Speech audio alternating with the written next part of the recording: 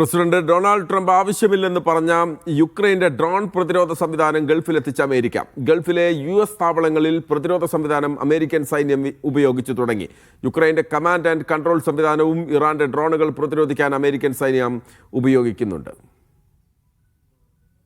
വില കുറഞ്ഞ ഡ്രോണുകൾ ഉപയോഗിച്ച് US സൈനിക താവളങ്ങളെ ഇറാൻ ലക്ഷ്യം വെച്ചിരുന്നു. ഇത് പ്രതിരോധിക്കാൻ കോടികളാണ് ചിലവ് വന്നത്. റഷ്യയുടേതിന് സമാനമായ ഈ ഡ്രോൺ പ്രതിരോധിക്കാൻ സാങ്കേതിക വിദ്യ വേണമെങ്കിൽ നൽകാമെന്ന് യുക്രൈൻ US-നോട് പറഞ്ഞിരുന്നു.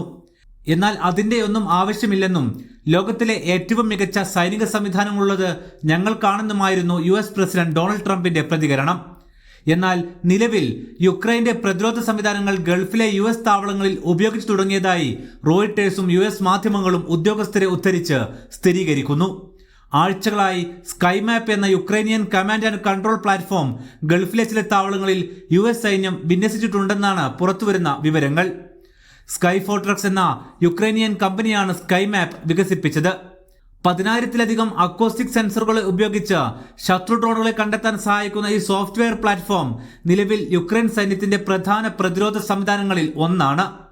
യുക്രൈനിയൻ സൈനിക ഉദ്യോഗസ്ഥർ നേരിട്ട് താവളത്തിലെത്തി അമേരിക്കൻ സൈനികർക്ക് ഈ സംവിധാനം പ്രവർത്തിപ്പിക്കുന്നതിൽ പരിശീലനം നൽകുന്നുണ്ട്. ഇറാൻ നിർമ്മിത ഷാഹിദ് ഡ്രോണുകൾ തിരിച്ചറിയാനും ഇന്റർസെപ്റ്റർ ഡ്രോണുകൾ ഉപയോഗിച്ച് അവയെ തകർക്കാനും സ്കൈമാപ്പ് സഹായിക്കും.